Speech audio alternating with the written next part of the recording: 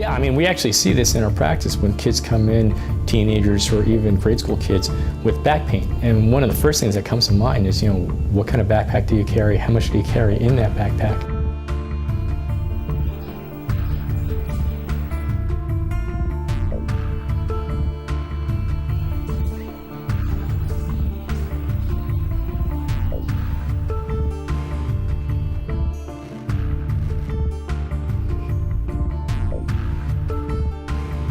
You get so many papers and you need big binders to take care of those papers.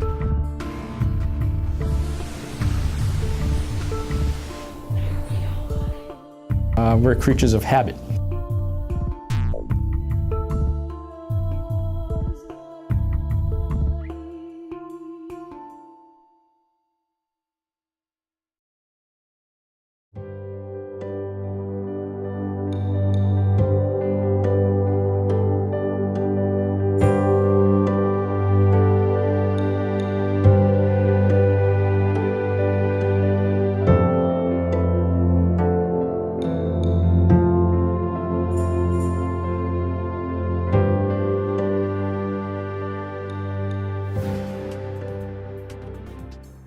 And it's a logical assumption to think that carrying heavy loads for a prolonged period of time is going to have some effect, all right? And if the load is excessive in comparison to someone's body weight, it's going to cause some problems. This year is really when it started. I know for me, I'm a short person, so my backpack was pretty much almost like a little bit more than half my weight.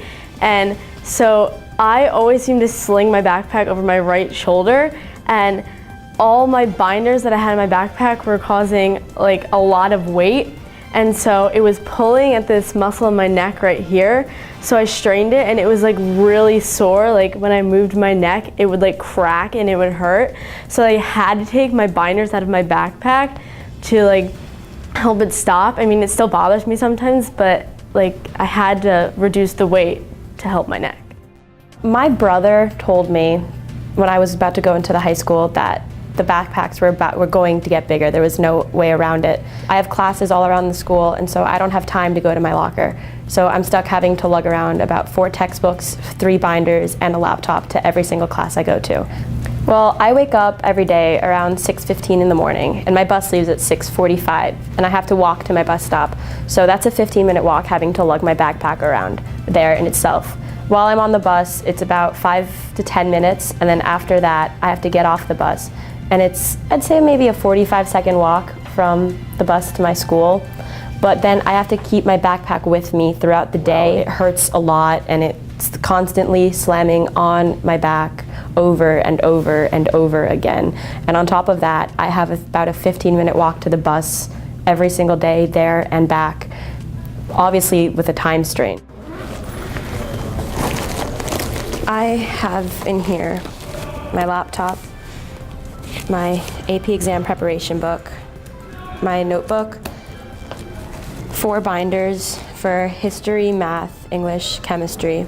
And here I have some books that I need, my algebra textbook and 2 class-mandated books. After taking the classes that I've taken and having to take all the books with me home and back over and over again, my performance on my cheer and dance team has definitely been altered. I can't lift as well as I used to. I can't move as well as I used to. I'm not as flexible as I used to be.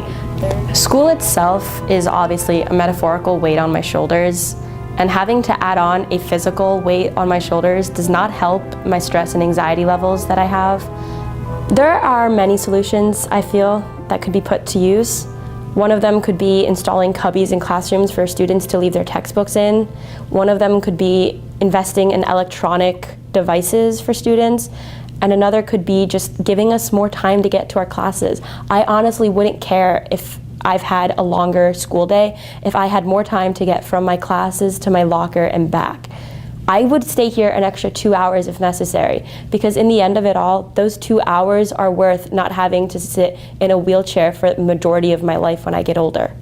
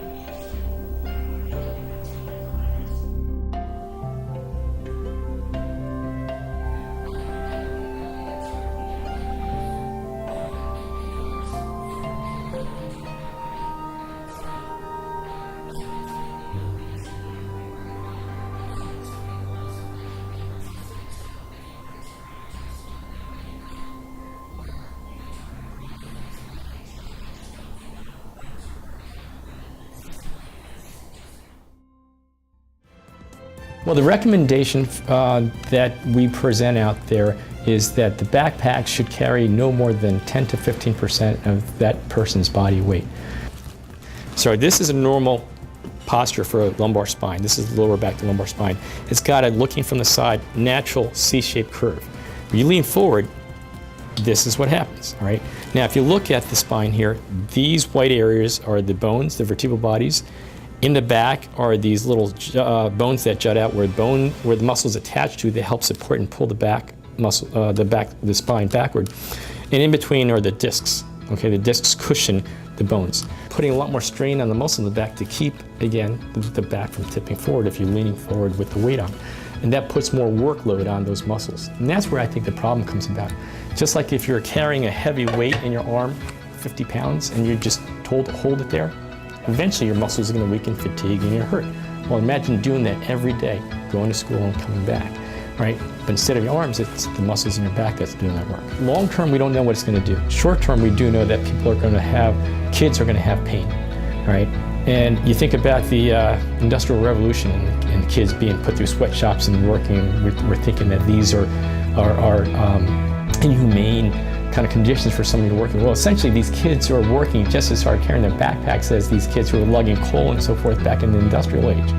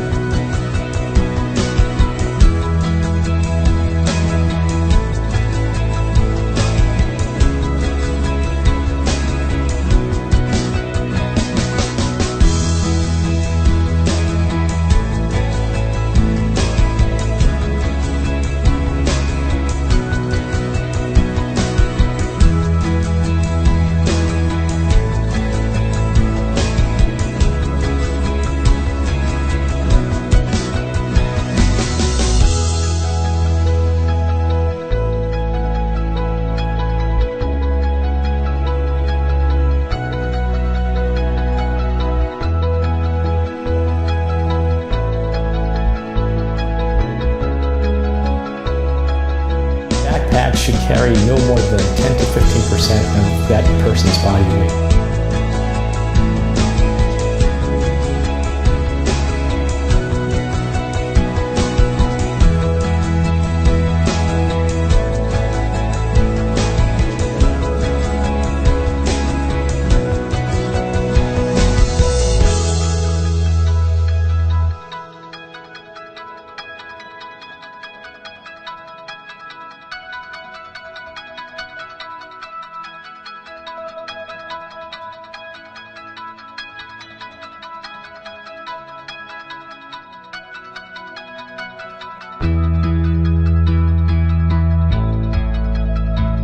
To have 2-inch binders for every class, and those fill up really fast and they're really heavy. They need 2 sets of books. A simple solution. If the school systems can afford it, one set of books for school, 1 set of books for home.